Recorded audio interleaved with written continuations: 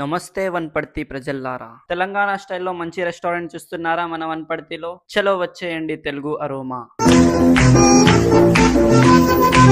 ఇక్కడ మంచి అంబియన్స్ తో పాటు బిర్యానీస్ అండ్ పులావ్స్ సర్వ్ చేస్తున్నారు మన తెలుగు అరోమా వాళ్ళు.